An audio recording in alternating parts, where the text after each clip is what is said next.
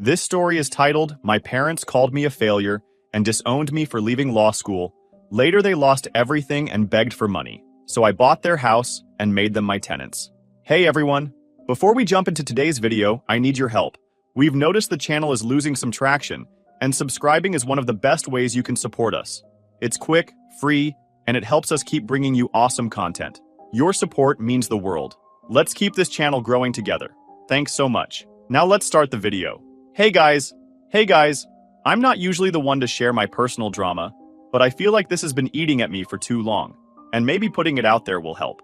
My family situation has always been, let's just say, complicated, but things have hit a new level of awkward lately. So here's the thing.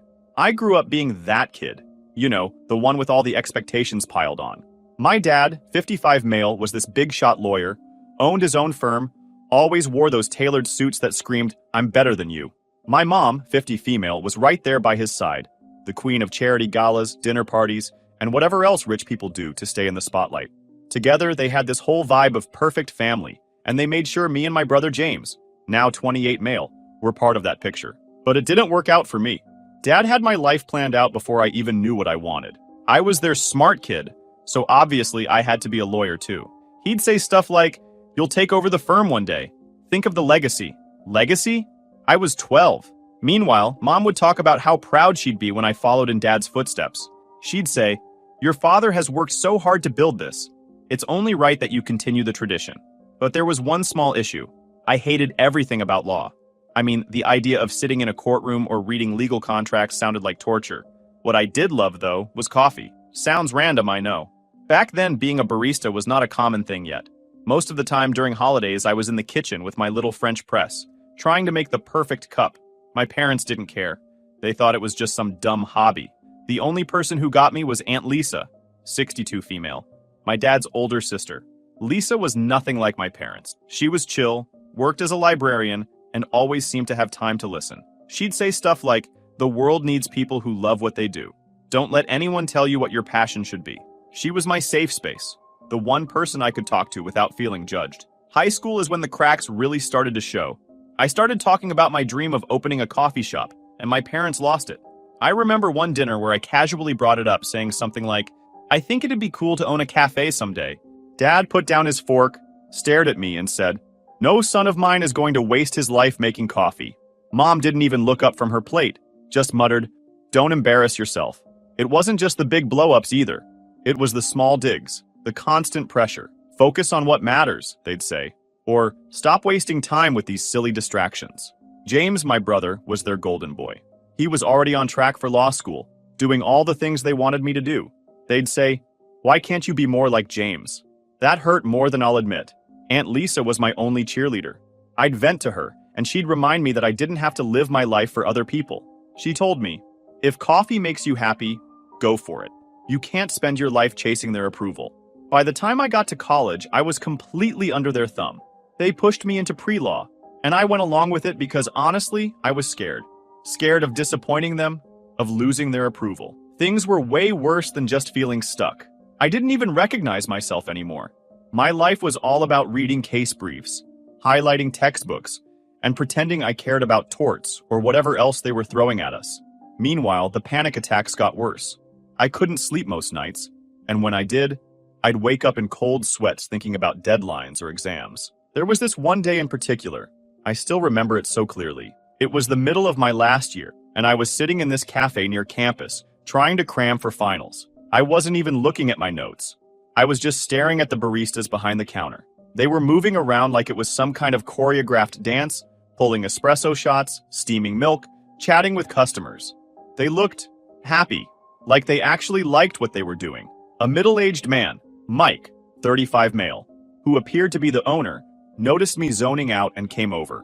He was this super chill guy, the kind of person who instantly makes you feel at ease. He asked if I was okay, and I guess I looked as miserable as I felt because I just blurted out, "I hate law school." Mike laughed and said, "Well, what do you actually like?" I told him about my obsession with coffee, how I'd been watching endless videos of latte art and experimenting with brewing methods since I was a kid, and how I always dreamed of opening a shop someday. Instead of laughing or telling me to grow up, he said, "Why don't you?" I had no answer, just excuses. I told him about my parents and their expectations, and he shook his head. Man, life's too short to live it for other people. If coffee's your thing, go for it. It's hard work, but if you're passionate, it's worth it. That conversation lit something inside me. You know, I was young and only needed a push to start. I started hanging out at the cafe more often, asking questions, watching how Mike ran the place. He even let me try my hand at making drinks during slow hours. Of course, I couldn't keep this from Aunt Lisa. I told her everything and she was over the moon. "This is your chance," she said. "You've always known what you wanted. Now it's time to fight for it." She was right, but the thought of facing my parents with this was terrifying. So I made the decision. I will leave law school. So, I spent a few nights rehearsing how I'd tell my parents. I thought if I chose the right words, kept my tone calm, and explained everything, they'd at least try to understand. I knew they wouldn't be thrilled, but I figured they'd hear me out. So I prepared a whole presentation, and that was stupidly optimistic. I showed up at the house on a Saturday morning. Mom was in the kitchen. Dad was at the dining table, going over some paperwork. I walked in and sat down across from him. My heart was racing, but I tried to look composed. "Can we talk? I have something to show you," I said, clearing my throat. Dad didn't even glance up. "Make it quick. I've got a meeting in an hour." Mom stopped fussing with her flowers and turned to look at me, a bit curious. "What's going on?" she asked. I sat down and projected the slides on TV, showing market trends, successful cafes, and how profitable they could be. I even had a business plan. I thought, if I can just show them I've thought this through, maybe they'll see I'm serious. It didn't even take 5 minutes for Dad to explode. "What is all this nonsense for? Tell us what you want." He was ready to fight. I took a deep breath. "I've decided to leave law school." He slammed his pen down and leaned back in his chair, staring at me like I'd just told him I'd robbed a bank. "What the hell are you talking about?" he said, his voice sharp. "I've thought about this for months," I said, trying to stay calm. "Law isn't for me. It's making me miserable. I've found something I'm passionate about, and I want to pursue it." Mom crossed her arms, already looking annoyed. "Passionate about what, exactly? What could possibly be more important than the career you've been working toward?" I hesitated for a second, but there was no point in dancing around it. "I want to open a coffee shop." For a moment, there was complete silence. Dad's face turned red, and then he burst out laughing, the kind that's laced with disbelief and anger. "A coffee shop? Are you kidding me? This is some kind of joke, right?" "It's not a joke," I said firmly. "I've been learning everything I can about the industry. I have a business plan."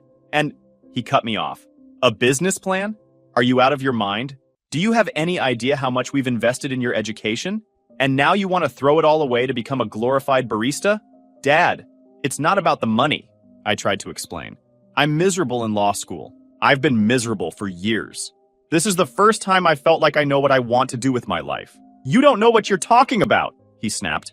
"Do you know how many sacrifices we've made to give you these opportunities? And this is how you repay us? By chasing some ridiculous pipe dream?" Mom was so disappointed. "Do you even realize how embarrassing this is for us? What are we supposed to tell people?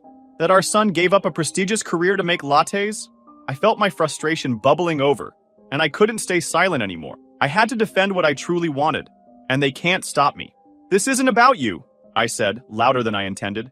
"This is about me and what I want for my life. I'm not going to waste my time doing something I hate just to make you look good." Dad stood up, towering over me. "Don't you dare talk to us like that. We've done nothing but support you, and this is the thanks we get? You're selfish, ungrateful, and frankly, a disgrace." "That's not fair," I shot back, standing up too.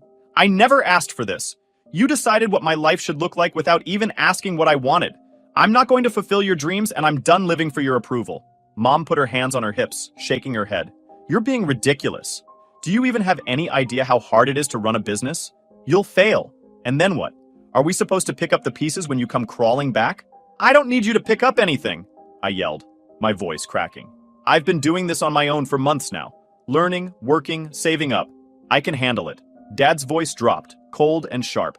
"If you walk out of that school, you're not my son anymore, and I don't know you. You'll be on your own. Completely." I didn't expect things would reach to that. I was shocked, but I held my ground. "If that's what it takes, fine," I said, my voice trembling. "I'd rather be on my own than spend the rest of my life living a lie." I looked at my mom, and I thought I saw a flicker of emotion in Mom's eyes, but she quickly turned away. "Do whatever you want," she said quietly, "but don't expect us to support you when this blows up in your face." I grabbed my bag and headed for the door. Just as I was about to leave, Dad called out, Don't come crawling back when this all goes to hell. You're making the biggest mistake of your life. I turned back, my hand on the doorknob. Maybe, I said, but at least it'll be my mistake. And then I left. That day felt like a blur. I drove around aimlessly for hours, trying to process what had just happened. It wasn't just a fight, it was a complete severing of ties. I wasn't their son anymore. I ended up at Aunt Lisa's place. She opened the door and took one look at me before pulling me into a hug. They didn't take it well, huh? She said softly. That's an understatement, I replied. She let me crash on her couch that night, and for the next few weeks, she became my anchor. She didn't sugarcoat things. She told me it would be hard, that I'd have to work my ass off to make this dream a reality. But she also reminded me that I wasn't alone. They'll regret this someday, she said one night as we sipped tea in her tiny living room. They'll see what you're capable of, and when they do, you'll be the one calling the shots. I didn't know if she was right, but her belief in me was enough to keep me going. With that, my life felt like a mix of freedom and chaos. On one hand, I finally had control over my future. On the other hand, I was broke, emotionally drained, and living out of Aunt Lisa's tiny guest room. It was a humbling experience, to say the least. But as hard as it was, I had some hope. So I got a job at a local cafe. Mike, the owner who'd inspired me back in law school, gave me a shot as a part-time barista. I'll never forget that first shift. I was nervous as hell, fumbling with the espresso machine and spilling milk all over the counter. But Mike was patient. It's all about rhythm, he said, showing me how to steam milk without turning it into a bubbly mess. Once you find your flow, it'll feel natural. It took a few weeks, but I got the hang of it, and I loved it. The smell of freshly ground coffee, the hum of conversations in the background, the satisfaction of handing someone a drink and seeing their face light up, it all felt right in a way that law school never did. I threw myself into the work, volunteering for extra shifts and staying late to learn everything I could about the business. Mike became my unofficial mentor, teaching me about everything from inventory management to customer service. But working part-time wasn't enough to save up for my own place, let alone a coffee shop. So, I took a second job as a delivery driver. It wasn't glamorous, but it paid the bills. My days started at 5 a.m., making lattes and cappuccinos, and ended around midnight after my last delivery run. Some nights I was so tired I'd collapse on Aunt Lisa's couch without even taking off my shoes. But every time I thought about giving up, I remembered why I was doing this. Aunt Lisa was my biggest cheerleader during this time. She'd leave little notes for me, saying things like, "Keep going, you're closer than you think." She even helped me create a budget, mapping out how much I needed to save for a small shop. "Start small," she said. "You don't need a fancy location, just something that feels like you." After about a year of grinding, I had enough savings to start looking for spaces. It wasn't much, just a few $1,000s, but it was a start. Mike introduced me to a friend of his, a real estate agent who specialized in commercial properties. That's how I found it, a tiny, rundown space in a humble part of town. The rent was dirt cheap, and the place needed a ton of work, but I saw the potential. I signed the lease and officially became the owner of my first coffee shop. The next few months were a blur of renovations and endless to-do lists. I spent every spare minute painting walls, assembling furniture, and scrubbing floors. Aunt Lisa helped me decorate, adding little touches like potted plants and quirky signs that gave the place personality. Mike donated an old espresso machine and a few pieces of equipment, which saved me a ton of money, and I opened my first coffee shop. The first year was tough.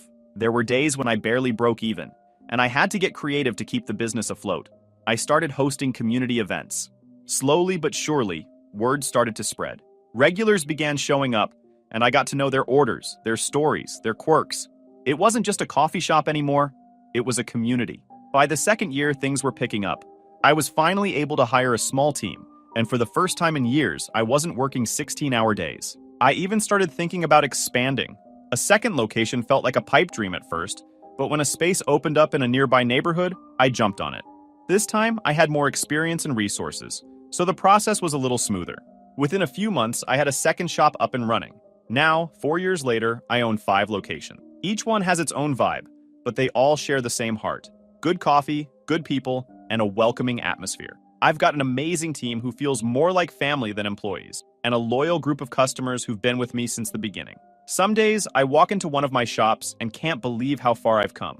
Meanwhile, my parents' world was falling apart. Dad's firm, which had been a symbol of success and stability for so long, started crumbling. He'd taken on some high-profile cases to boost his reputation, but they ended up being financial disasters. Aunt Lisa kept me updated, though I tried not to dwell on it. I wasn't looking for revenge or validation. I just wanted to focus on building my life. But then came the news I wasn't expecting. Their house was in jeopardy. Aunt Lisa called me one night and said, "Your parents are about to lose the house. The bank's giving them 60 days to come up with the money, or they're out." I didn't know what to say. For years, they'd ignored me, written me off, and now they were the ones in trouble. "Iki, they called me earlier," Aunt Lisa said, breaking the silence. "They're desperate. They asked if I could loan them the money, but you know I don't have that kind of cash." She paused, giving me a careful look. "They're going to call you next." I scoffed. "Why? So they can tell me I'm a failure again?" "Pass. Think about it," she said. "You've built a life for yourself. You're in a position to help if that's what you want to do. But don't feel obligated, okay? Just take some time to decide." She was right. I needed to think. So when their call came the next day, I let it go to voicemail. And the next one. And the next. It wasn't until the fourth message, when my mom's voice cracked as she said, "Please, just call us back," that I finally caved. When I called, they both answered, speaking at the same time. My dad started with, "We need to talk," while my mom blurted out, "We're sorry." It was so strange to hear them apologizing after years of silence. "What do you want?" I asked, my voice flat. There was a long pause before my mom said, "We're about to lose the house. We need your help." "And why would I help you?" I asked. "You made it pretty clear I wasn't part of this family anymore." "That was a mistake," Dad said, his tone stiff. "We were wrong to say those things. But this is about the house, not the past. We need $150,000 to pay off the debt, or the bank's going to foreclose." I laughed, not because it was funny, but because of the sheer audacity. "Let me get this straight. You disowned me, called me a disgrace, erased me from your lives, and now you want me to bail you out? You've got to be kidding." "Please, just listen," Mom said. "We don't have anywhere else to turn. We wouldn't ask if it wasn't serious." "Oh, it's serious," I said, my anger boiling over. "Serious is what happens when you throw your kid out because he doesn't fit into your perfect little mold. Serious is building a life from scratch while you sit in your fancy house pretending I don't exist. And now you want me to fix your mess? Unbelievable. We're not asking for charity. We'll pay you back. We just need time." Dad said, "I don't think you understand how this works," I said. "You don't get to rewrite history because it's convenient for you now. You burned that bridge, remember?" There was silence on the other end. Finally, my mom said, "We know we hurt you. We were wrong. But you're still our son. Can't we start over?" I didn't answer right away. Part of me wanted to hang up and never speak to them again. But another part of me, the part that remembered Aunt Lisa's words about building my life on my terms, felt like this was a chance to take back control. "I'll think about it," I said, and hung up before they could say anything else. Over the next few days, I weighed my options. I knew I could afford to help them. The business was doing well, and I had the money. But I wasn't going to just hand it over. If I did this, it would be on my terms, not theirs. I talked it over with Aunt Lisa, who, as always, gave me solid advice. "You have every right to say no," she said. "But if you decide to help, make sure it's on your terms. Protect yourself." I had a plan, and here is how it went. I met with my financial advisor and laid out a plan. Instead of giving them the money outright, I'd buy the house. That way, I could ensure they wouldn't lose it, but I wouldn't be risking my own financial stability either. When I called my parents to tell them, Dad sounded relieved, until I explained the terms. "I'll buy the house outright," I said. "You'll stay as tenants and pay rent. It'll be a modest amount, something you can afford. But if you miss payments or try to manipulate me, I won't hesitate to evict you." "What?" Dad snapped. "You're going to make us your tenants? That's absurd." "It's this or nothing," I said firmly. "I'm not handing you $150,000 to gamble with. This is the only way I'm willing to help." Mom tried to play the guilt card. "We're your parents. How can you treat us like this? How can I treat you like this? Do you even hear yourselves? After everything you've done, you're lucky I'm even picking up the phone." "This is selfish," Dad said angrily. "You're taking advantage of our situation to humiliate us." "No, I'm giving you a lifeline. Take it or leave it." After a long, tense pause, they agreed. I could hear the resentment in Dad's voice, but I didn't care. This wasn't about making them happy. It was about doing what was right for me. A few weeks later, the paperwork was finalized, and I officially became the owner of the house I'd grown up in. The irony wasn't lost on me. The kid who'd been kicked out was now the landlord. The first time I walked into the house after officially becoming the owner, it felt weird. I wasn't sure if I should feel triumphant or just numb. This was the place where I'd grown up, where I'd had birthday parties as a kid, where my parents had screamed at me and told me I was dead to them. Now, it was mine. Legally, anyway. My parents were sitting in the living room when I arrived. Mom was staring out the window, and Dad was pretending to read a newspaper, though I could tell he wasn't focused on it. They looked up when I walked in, and the tension in the air was so thick you could cut it with a knife. "I'll need your signatures on these," I said, holding up the lease agreement. I'd made it as simple as possible. A modest rent, enough to cover maintenance and property taxes, nothing that would crush them financially. I wasn't trying to be cruel. I just wanted boundaries. Mom glanced at the papers and frowned. "You're really going through with this?" "Yes," I said, my tone firm. "This is how it has to be." Dad snatched the papers and started flipping through them, muttering under his breath. "You think you've got all the power now, don't you?" he said, glaring at me. I didn't take the bait. "This isn't about power, it's about protecting myself. You need a place to live, and I've given you one. All I ask is that you hold up your end of the deal." "Your end of the deal?" Dad repeated sarcastically. "You talk like this is some business transaction. We're your parents." "Funny how that works," I said, unable to keep the bitterness out of my voice. "You didn't seem too concerned about being my parents when you kicked me out." Mom flinched, but Dad just shook his head. "We made mistakes. You don't have to keep throwing it in our faces." "Well, now you get to benefit from your mistake, and I'm not throwing anything," I said. "I'm just setting boundaries. This is how it's going to be. If you can't handle that, I'm happy to sell the house and let the new owner deal with it." Mom looked at Dad, who was suddenly quiet. They both knew I wasn't bluffing. After a long pause, Dad grabbed a pen and signed the papers. "Fine," he said, shoving them back at me. Mom hesitated for a moment, then followed suit. "We'll pay the rent," she said softly, not meeting my eyes. "Good," I said, tucking the papers into my folder. "That's all I need." The first few months were awkward, to say the least. They paid the rent on time, but the relationship between us was strained. They'd make little passive-aggressive comments when I visited to check on the house. Mom would say things like, "We never thought we'd end up like this," or, "I hope you're happy." Dad was more direct, accusing me of taking advantage of their situation. "You could have just given us the money," he said one day, when I stopped by to fix a leaky faucet. "You didn't have to humiliate us like this." I set down my wrench and looked at him.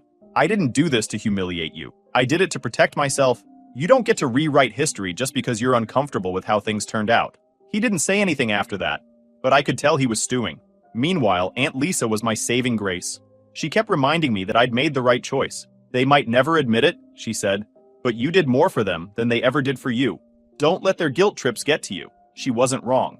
Every time I started doubting myself, I'd remind myself that I'd built this life on my terms. I'd earned the right to protect what I'd worked for. One day, a few months after the lease was signed, Mom called me. "Can you come over for dinner?" she asked.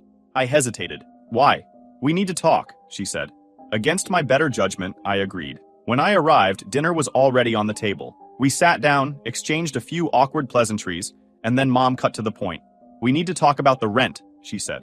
"What about it?" I asked. "It's too much. We can't keep paying that amount every month. You need to lower it." I stared at her. "Lower it? It's already barely covering the costs.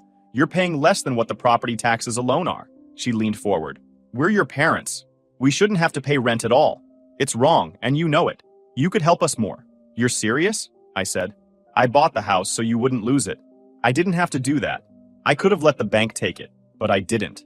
And now you're saying that's not enough?" "We raised you," she said, her voice hardening. "We sacrificed for you. And you're making us pay to live in our own home? It's disgraceful." Dad, who'd been silent until then, added, "She's right. You could have just given us the money outright. This whole landlord-tenant arrangement is humiliating." I clenched my fists under the table. "I'm not your personal ATM.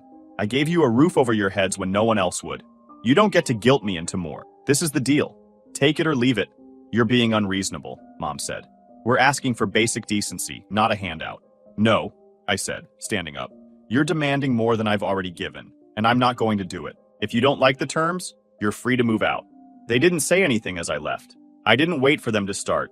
I knew I'd done the right thing, but it didn't make it easier. It's hard when the people who are supposed to care about you the most can't seem to stop talking. Things aren't perfect now, but they're better.